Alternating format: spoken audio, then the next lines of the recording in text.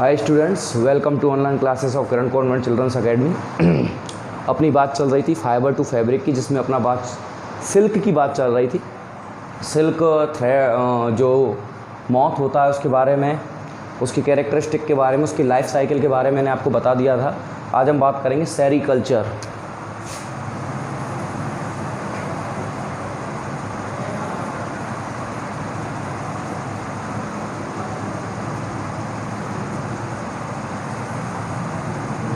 Sericulture क्या होता है, तो इसकी डेफिनेशन है the rearing of silkworm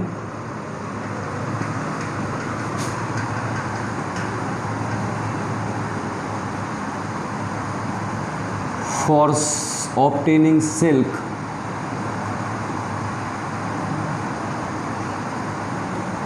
is called sericulture.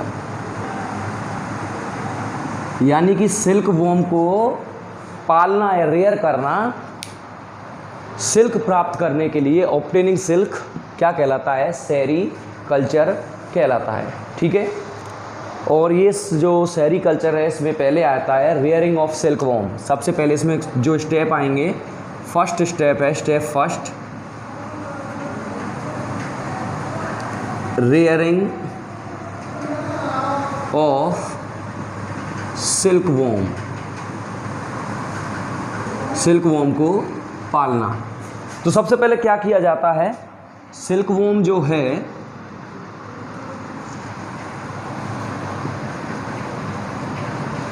कौन सा? फीमेल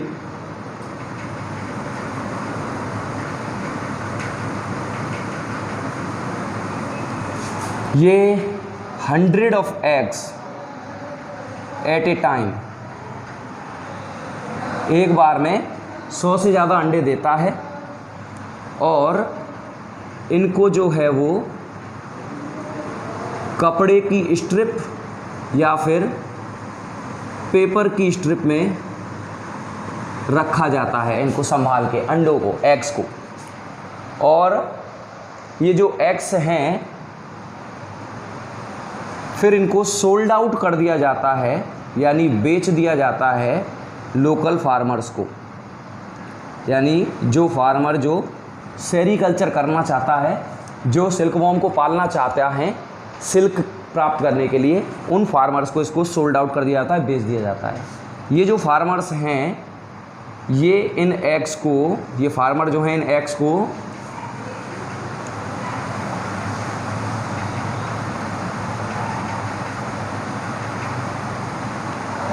गुड टेम्परेचर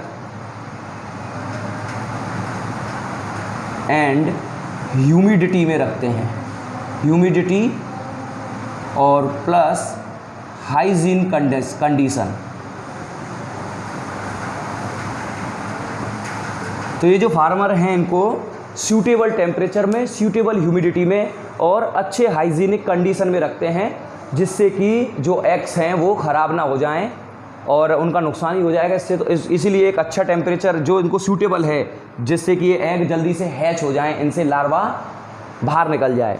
इसके बाद ये जो एग हैं ये क्या होते हैं? हैच होते हैं।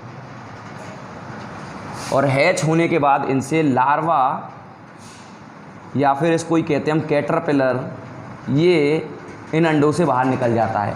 ये जो कैटरपिलर है इनको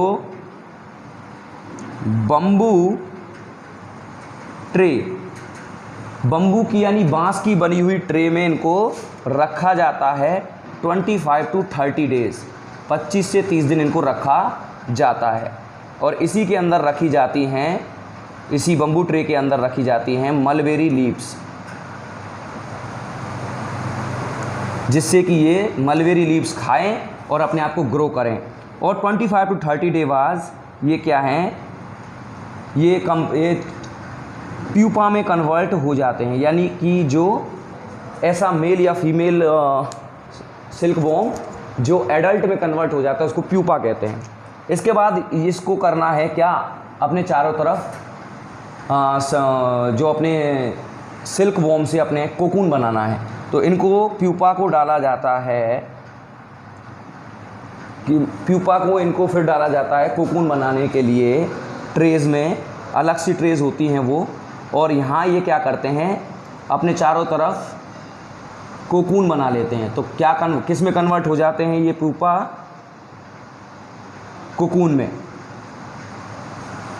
और उसके बाद कोकून को बॉयल करते हैं ये फार्मर्स, उनमें से जो सिल्क मॉथ है उसको अलग कर लेते हैं और कोकून से ये सिल्क बनाते हैं। वो भी प्रोसेस है जिसको कहते हैं रीलिंग ऑफ सिल्क।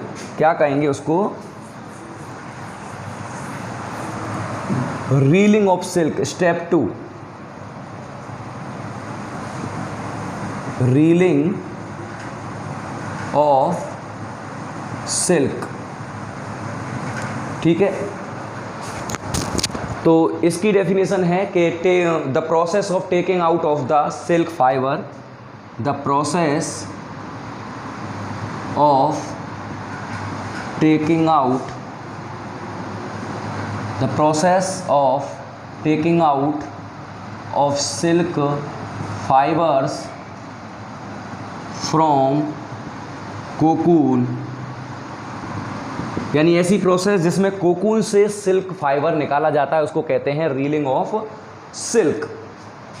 इसमें क्या किया जाता है, ये जो कोकून जो होता है इसको पहले बॉईल करके और कई सारी मशीन्स के द्वारा, बहुत सारी मशीन्स के द्वारा इनमें से जो कोकून है ये ऐसे बहुत सारा इस पर सिल्क लगा होता है, इसको अलग अलग करके एक लंबा धागा एक तैयार किया जाता है और 1, 2 या 3 धागों को मिलाकर तैयार किया जाता है सिल्क थ्रेड।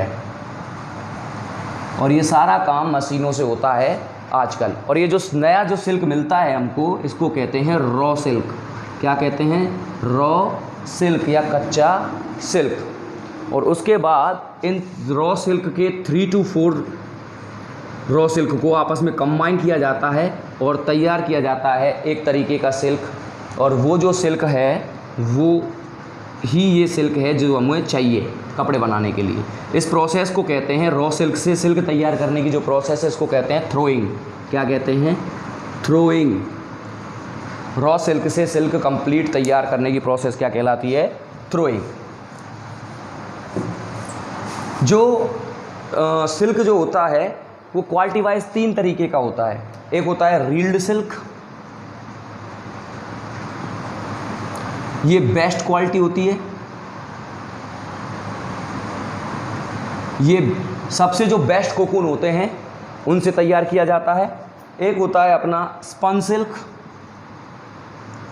अब जो टूटे फूटे डैमेज जो कोकून्स होते हैं उनसे जो धागा तैयार किया जाता है सिल्क का वो होता है स्पन सिल्क। ये लो क्वालिटी होती है या मीडियम लो कह सकते हैं इसको, मीडियम क्वालिटी होती है। और एक होता है नेल सिल्क, जो लास्ट में सिल्क के छोटे मोटे धागे बचते हैं उनको जोड़कर कंप्लीट एक और धागा तैयार किया जाता है। ये लोएस्ट क्वालिटी होती है सिल्क की। यानी 3 तरीके के क्वालिटी बनाएंगे एक ही सिल्क से, रील्ड सिल्क, स्पन सिल्क और नेल सिल्क। अगर मैं टाइप की बात करूं सिल्क की तो कई तरीके का होता है। Mulberry silk, Tussar silk, mulberry silk, Tussar silk, mulberry silk, Tussar silk, Muga silk, Kosa silk.